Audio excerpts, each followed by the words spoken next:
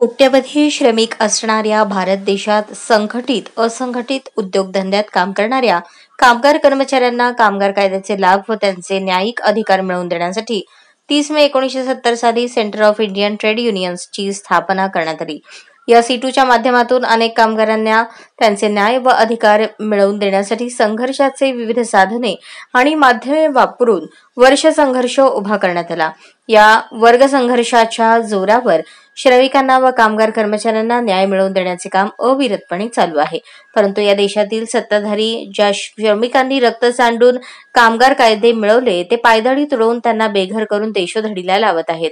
वास्तविक जगण्या मरण्याची लढाई सुरू असताना जाती धर्माचे विष समाजात पेरून त्यांना त्यांच्या मूळ प्रश्नांपासून परावृत्त करून माथी भडकवण्याचे काम सरकार करत आहे. म्हणून कामगारांनी एक होऊन याविरुद्ध वर्ग संघर्ष अधिक तीव्र केला पाहिजे, कारण तो आपला आत्मा आहे, असे प्रतिपादन ज्येष्ठ नेते माजी आमदार कॉम्रेड नरसय्या आडम मास्तर यांनी सीटूच्या 55व्या वर्धापन दिनाच्या अभिभाषणात व्यक्त केले. कामगार शेतकरी आणि मध्यम वर्गाचं राज्य आणण्याचं त्या ठिकाणी आपल्या कॉम्रेडनी कार्यकर्त्यांनी जनतेने शपथ घेतली आणि आज जवळजवळ 55 वर्ष उजाडतात त्या शक्तीच्या आसपास सुद्धा आपण पोचलेलो नाही आहे. म्हणून आपल्या सगळ्यांची जबाबदारी आहे.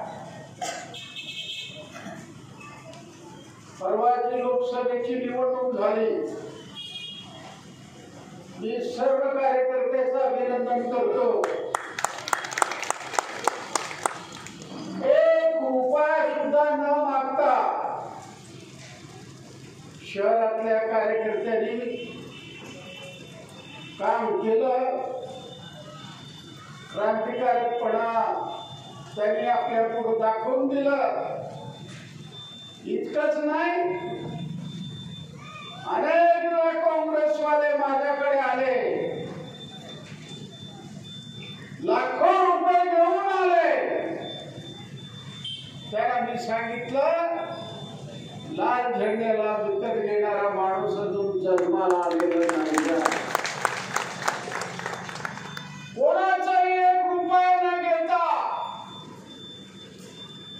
कार्यकर्त्यांनी जे स्वाभिमान दाखवलं,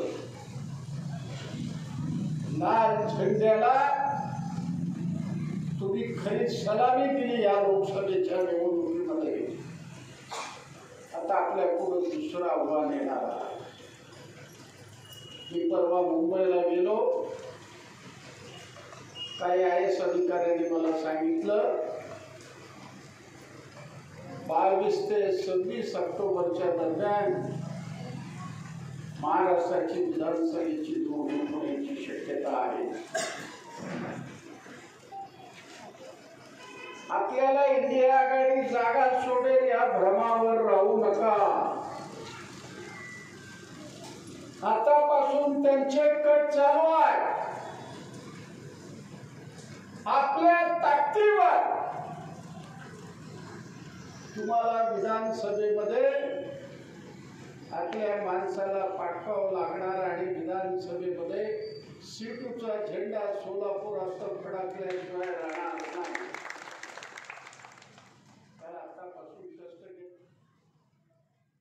गुरुवार दिनांक 30 मे 2024 रोजी सीटूचे मध्यवर्ती कार्यालय दत्तनगर येथे सीटूचा 55वा वर्धापन दिन सीटूचे राज्य महासचिव कॉम्रेड M.H. शेख यांच्या नेतृत्वाखाली ज्येष्ठ नेते कॉम्रेड आडम मास्तर यांच्या हस्ते सीटूचा लाल झेंडा फडकवण्यात आला. यावेळी संपूर्ण कार्यालय परिसर लाल झेंडे बांधून सजवण्यात आल्याचे दिसून आले. यावेळी सोलापूर प्रजा नाट्य मंडळ कला पथकाचे शाहीर प्रशांत मॅकल, अरुण सामल, विशाल पवार, चंद्रकांत मंजुळकर आदींच्या समुदायाने क्रांतिगीत सादर करून वातावरणात फुल्लिंग चेतवले.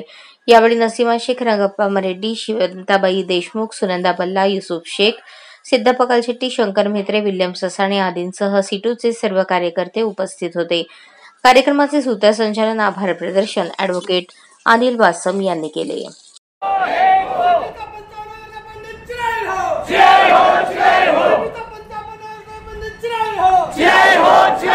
जात पात धर्म का झगड़ा नहीं चलेगा, नहीं चलेगा, नहीं चलेगा. जात पात धर्म काम करेगा नहीं चलेगा, नहीं चलेगा, नहीं चलेगा। CITU करे पुकार, इंकलाब जिंदाबाद, CITU करे पुकार, इंकलाब जिंदाबाद।